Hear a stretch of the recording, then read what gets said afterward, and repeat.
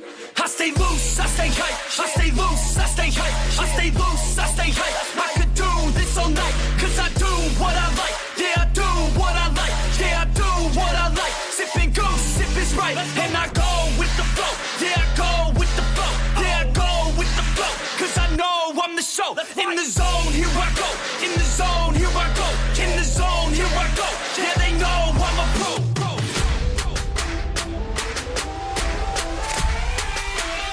Let's go, let's go!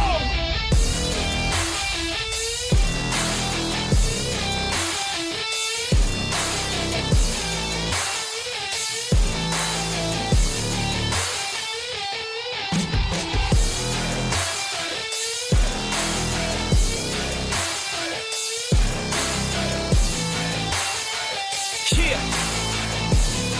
Let's go! If I go, I'ma get. When I flow, I'ma hit. And I know I'm the kid. I'm a soul, don't forget. I'ma blow up when it goes. Hello, welcome back to the Eau Rouge podcast with James and Chris. Well, I should say Chris and James, really, because now we've got our beautiful new logo up, designed by my girlfriend and stylized by Chris himself. Chris's head is, in fact, left on the left, me to the right, so reading it left to right, so I should say Chris and James. And today we're going to be focusing on the new AlphaTauri, on the launch, and the driver lineup, of course. And before we actually get into that, we've got a really busy week coming up over the next week or two, not only just with the car launches, because Red Bull announced today that theirs is going to be on Tuesday, but also because we've got a couple of other bits and pieces planned in between, just to keep you hooked as an audience. But let's get straight to the AlphaTauri. So I do want to welcome Chris back, of course. Hi, Chris. Hello again. And what do you think then of the brand new AlphaTauri? Well, once I realised they hadn't accidentally unveiled an old Tyrrell, I was impressed by the way they'd inverted the colour scheme. I think that the dark blue, which is the first thing you notice, the first major livery change of the season, looks good now. But if you put it on track, will it be tough to see?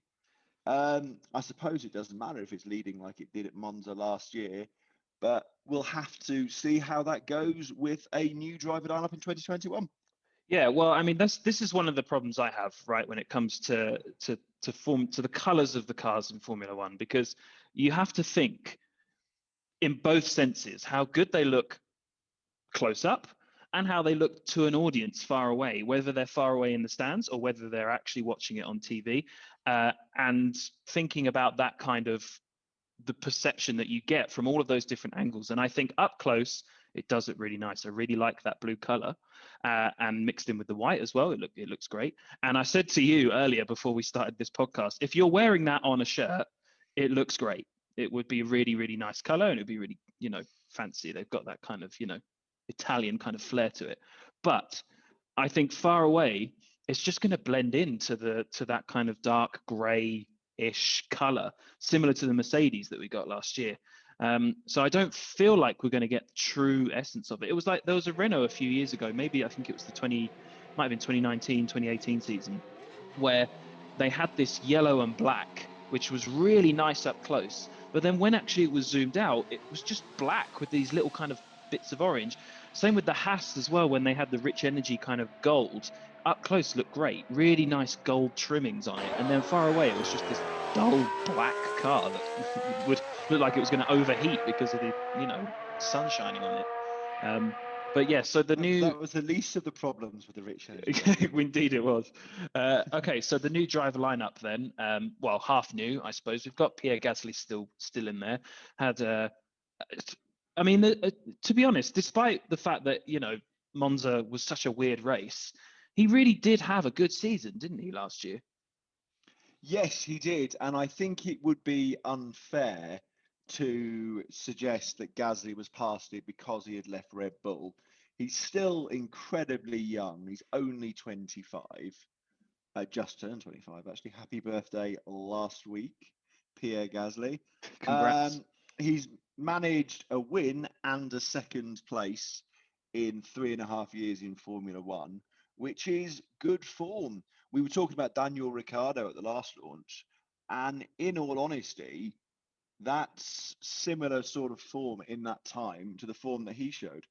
I understand that Pierre Gasly's not had to deal with being in an HRT. He's been into a Toro Rosso, into a Red Bull, very quickly back out of the Red Bull and back into the Toro Rosso. But he's a consistent point scorer, at least 2 podiums. You do feel there will be more podiums in the future. I think he's in a strange place this year because he is the team leader, but he's not really part of the team, which I think is a topic to touch upon later in more detail. But Gasly, fantastic. I think he's a very strong midfielder. He deserves the reputation that someone like Carlos Sainz has, and he's achieved more than Sainz. So, It's what does that tell interesting. you about Pierre Gasly? It's interesting to look at both of those because I was I'm going to do a comparison on them in another podcast at some point, I think, because they've had quite similar beginnings to their first seasons in the Toro Rosso / AlphaTauri, whatever it was at the time, were quite similar actually. But then when you look at what has happened with Gasly, he was promoted very quickly to Red Bull. He barely got a chance. His feet didn't even touch the ground. He was in. And then he was out again. I think the pressure for a young driver was certainly, a lot to handle. And he had the Verstappen kind of, standard to match. But I do think that last season, he really showed the resilience that you need in F1 to get through this. I think he really showed his strength and his ability and that he can hold out. I mean, the pressure he was under in Monza whilst he was leading, when he had Sainz in a McLaren, a better car, bearing down on him to take that race win from him. Sainz, who has been tipped, to be potentially a world champion in the future. He's moved to Ferrari, which was, we can talk about the car all we want, but we see that as a step up for him. And yet, Gasly held his nerve the whole way through that, that last section of the race in order to win. And I think it's going to be really interesting to see what he does this season, because I think this is a season where he's putting himself on the market. That's what he's doing, isn't it? It's, I'm here to go to a better team. I don't want to go back to Red Bull. And and I don't think he will be able to go back to be promoted back to Red Bull because of Sergio Perez and Verstappen.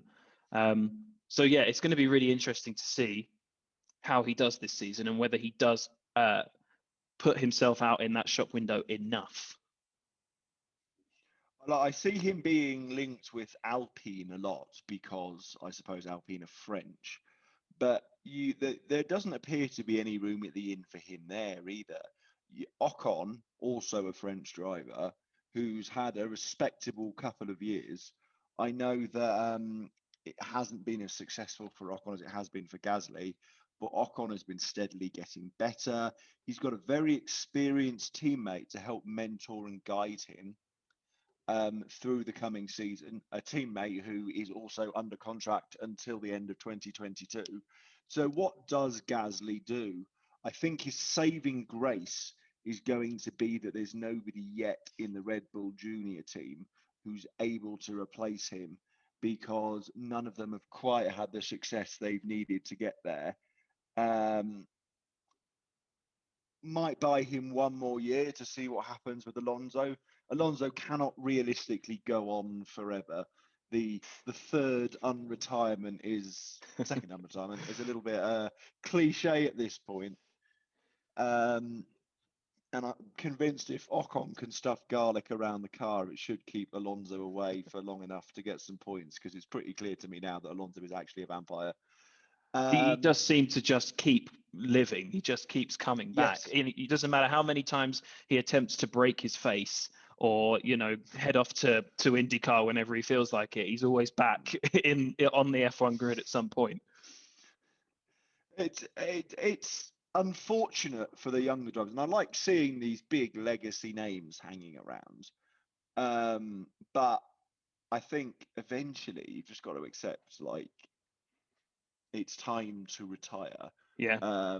Because there's a perfectly good driver like Pierre Gasly waiting for a seat that isn't there. I'm sure he could get a seat at Williams, maybe? Or will Perez fail at Red Bull and open a seat for someone to move up there, leaving a seat for Gasly?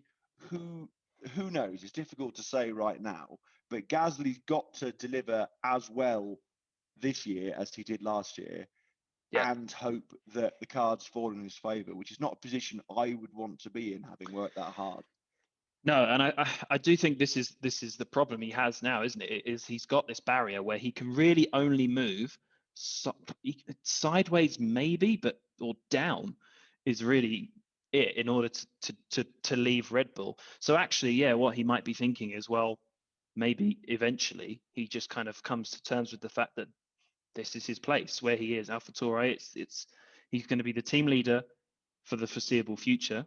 Because I have a feeling we won't be seeing Daniil Kvyat coming back.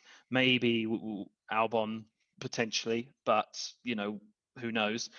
And so then he really is in that place, and like you said, there's no real area to go better than that. He's not going to get in an Aston Martin seat. He's not going to get in a McLaren seat that we can see. He's not going to get in a Ferrari seat. They've got their driver lineup sorted, I think, for the next 5 years is what they're aiming for.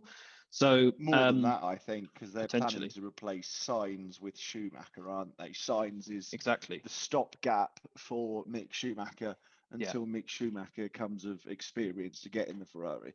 Yeah.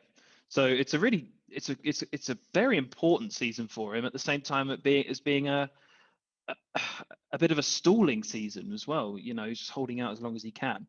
But let's talk about his new teammate then, Tsunoda, and his first season in F1, and a pretty out of the blue, a bit of a strange pick, really. Not that experienced, not doesn't seem to have any particular kind of credentials over anybody else, maybe. So why have they gone for Tsunoda? In his first season in Formula 2, Tsunoda did come third, which I think, given the strength of the field, was a fantastic achievement. He's only been in Europe 2 years. He finished 1 point behind Eilerton second, and only 15 points behind Schumacher, both of whom have a lot more experience in European racing. So I think there is some promise there.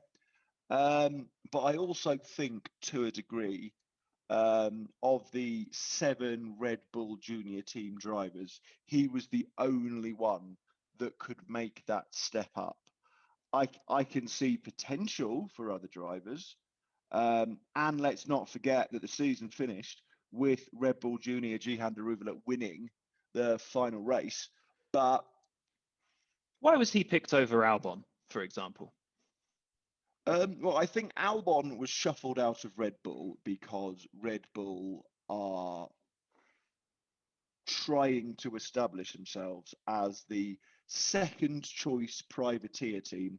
There's always been. They've always had a McLaren or a Williams or a Red Bull just floating on the edge of those well-funded works teams. And I think that, as we saw last year, you do need that second driver there to provide support and assistance, which is pretty clear Albon couldn't do most of the time. Checo Perez, a driver that I have like a huge amount of time for, what a brilliant driver. Indeed. Is he the right fit? I don't know. He does represent a change in philosophy, though, which is interesting to see. It's giving up slightly on the junior program to consolidate that position as the team to be after Mercedes. And I think that you have to have a driver there to make that support role possible. It's pretty clear that Gasly has had a huge falling out with the higher ups at the Red Bull senior team. Going back to AlphaTauri, part of the reason he was happier was because he was just away from that environment, which I don't think suits him at all. But if you haven't got anyone else to promote, you still need to move up the junior drivers you've got. Promoting a Japanese driver when you're using a Honda engine package and you need to assuage Honda into selling you their very expensively developed engine doesn't hurt either. It has to be said. Yeah. And last time something was bought off Honda for a song. It went extremely well for Jenson Button. So we'll see what happens there next season with the engines. I find I it a don't. strange appointment because what they've got is they had Kvyat, very experienced now. I had a go in the Red Bull team as well, and did a solid job. I mean, he's not going to win you. He's not going to win you world championships. He's not going to win you races even, but he did a solid job. And you've got Albon, who did do a very good job in the AlphaTauri the season before he was promoted to the Red Bull side. And you've got those two drivers who are experienced as well, who can deal with it. But other than the Honda link, is this just them trying to still say, here, our junior program is still successful. We've still got these wonderful, great drivers coming through. When actually you could give them all another year or two just to prepare themselves, because you've got the new regulations coming in next season. Tsunoda's going to have to potentially learn a whole new car next year, and for a young driver, that's quite difficult. Yes, it is. I think it is clear that the lineups they had weren't working for them. I feel it was unfortunate for Albon to be replaced, but they demonstrated they'd learned from the issues with Gasly, and they gave him the full season. I think that Albon would still be here if George Russell had won in Sakir. I think that Sakir win was what really sealed Albon's fate. But they tasted success with the Red Bull Junior program 2.5 times. Sebastian Vettel and Max Verstappen, generational talents that came through that program. Verstappen had less than 24 races in open wheelers or something before he went up. He went straight like from karting to Formula 3, straight into Formula 1, which is mind blown, especially when his father was so average. Sebastian Vettel, 4-time world champion. Daniel Ricciardo, very solid driver. Easily the third place choice that you would put when you talked about the 3 top drivers. Yeah. You forget about the Kleins, you forget about the Liuzis, you do forget about the Kvyats. But because they've managed to do it, and let's not forget, it was only 10 years ago that Vettel was dominating the way that Hamilton is dominating now, and everyone was complaining how boring F1 was because Red Bull always win. They're still looking for that. So that the change in philosophy is interesting from the senior team, and the way the two teams are linked. I think that you can never talk about one without talking about the other, especially when the other team is the waiting room and everyone above feels the pressure from below and everyone below is being prepared for above. But Tsunoda, we'll find out. He's like, do you think weighing all of 54 kilograms is going to adversely affect you in a race? Obviously, you want to be light because you go really fast. But, I mean, he's 2/3 of the weight of someone like Lewis Hamilton. Do you think that difference, which you feel in a professional sportsman at that level is probably largely muscle mass, is going to make a difference over a long race? Are we going to get to lap 70 of a intense circuit like Spa and find that Tsunoda's dropping back because he can't handle the physical pace? Speculation, but I think it's a question that deserves to be asked. I think over a long season as well, that can really take its toll. If you have, we've got so many races now on the F1 calendar. It's incredible how many races we've now got. And for somebody of that size and age to have those long races at that, throughout that whole season, I do think he's going to have to bulk up a little bit and fast. We're not fitness experts. I think it is important to put that out there. But we certainly, it's certainly obvious when you look at other drivers what kind of physical attributes are required to get through a season like this. And maybe at the moment Tsunoda's not quite got it, but we could just be doing him a huge huge disservice there. You know, it might not have any impact whatsoever. He is 5'2", according to this Google search that I've just performed, which seems to be pretty consistent. And 5'2" is not all that tall, so I suppose you do weigh a lot less. Yeah. But you do have to wonder, has he got what it takes? So I suppose we'll find out. It's difficult to talk about Tsunoda, I think, because he's still a little bit of an unknown. He's just not had many seasons of open wheel experience. He's been racing since 2016. So it's 5 years in the Japanese F4 Championship up to Formula One, which is an impressive progression. He shot through Formula 3, but he only finished 9th. I think the sponsorship from Red Bull was enough to push him up. And he did do very well in the F2 series. So I suppose I'm always open to being surprised. It's just difficult to make predictions about somebody who you know almost nothing about. Yeah. You'd fancy him to be beaten relatively soundly by Gasly, but I suppose we'll see if that's the case in the coming season. Several years ago, my housemate Ben Gartside and I took it upon ourselves to write haikus about the career of Daniil Kvyat. We now present them for your delectation. In his honor, having now In his honor, kicked out. Long live the torpedo. Daniil Kvyat crash. Maldonado, but colder. Oil cash would not help. Kvyat was so bad, he made Ericsson look good. And that was that, Dan. Replaced by a kid, only there for his oil-rich cash. It's a Vertrappen.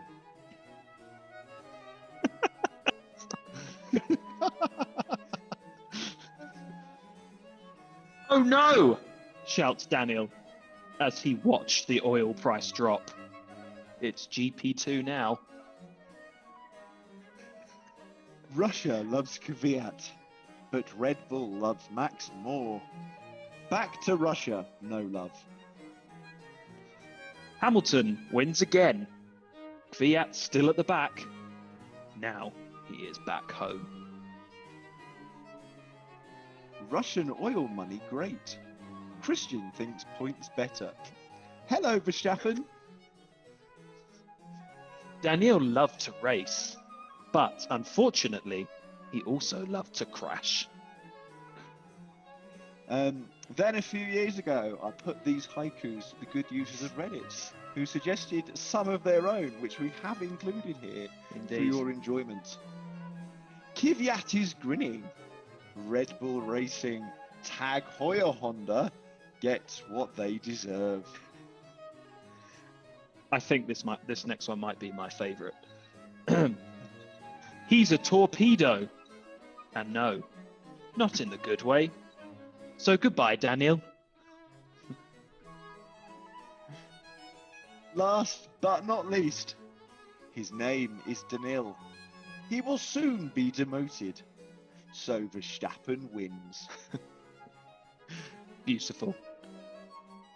Unfortunately, including this segment in the podcast means that I'm going to have to think of some more haikus for the next launch on Monday. There is my weekend taken up counting syllables. And you've got to do it for the next 8 launches as well. Just bear that in mind. No pressure then. No. Our 2021 predictions for the AlphaTauri then, with Gasly and Tsunoda. What are we thinking, Chris? Where are they both going to finish, and where's the team going to come?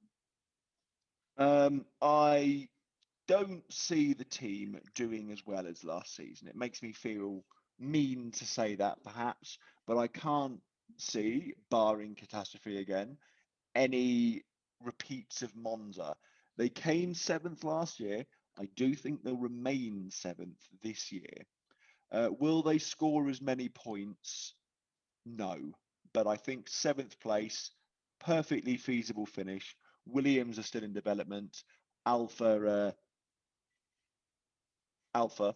and Haas, we're hoping, are making strides to catch back up to the rest of the grid as well. So I think below all the established teams, especially with a completely inexperienced driver, I think 7th place is good enough for AlphaTauri. I'd like to see Gasly push on from 10th. Will he? Probably not. I think that 10th is in that car a fantastic result anyway. And I think that he'll probably finish about 11th or 12th, given that he hasn't got the guarantee of another win to give him a third of his entire points total for the season.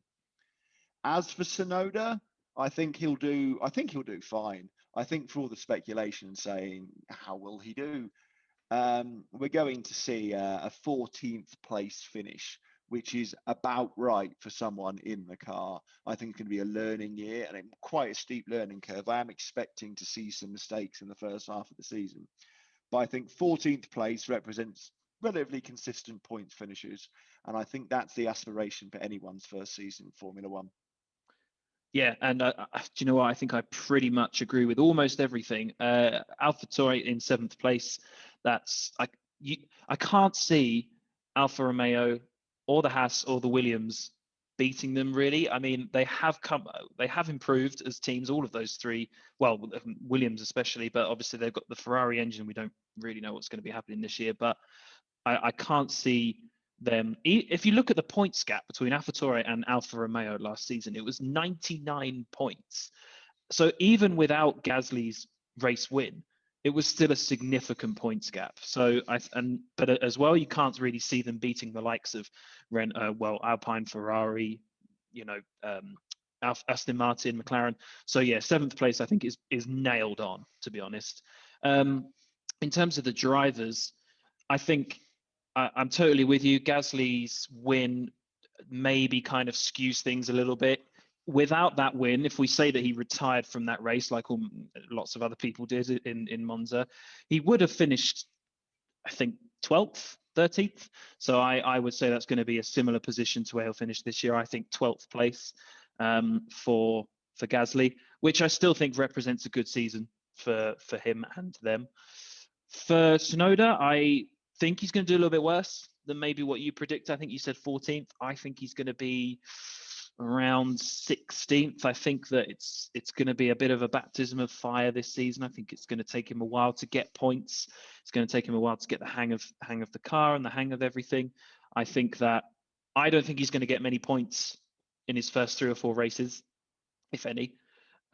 He will then start to pick up as time goes on. If AlphaTauri give him time, if they really invest in the young drivers, which they claim to do, Red Bull, then he will get better throughout the season. And like you said, I'm expecting a couple of mistakes, some, naive moves, whatever that is, whatever that might look like.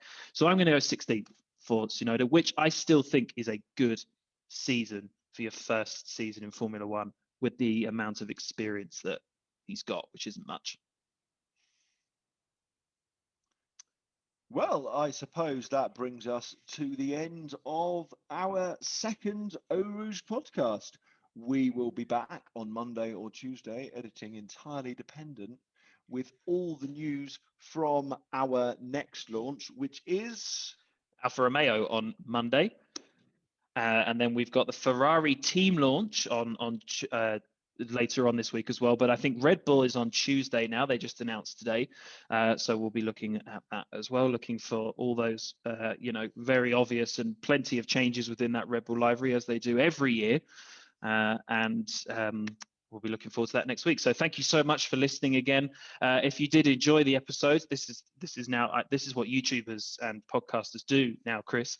If you liked the podcast and if you want to hear more, subscribe and hit that like button. And we'll look forward to seeing you again next week.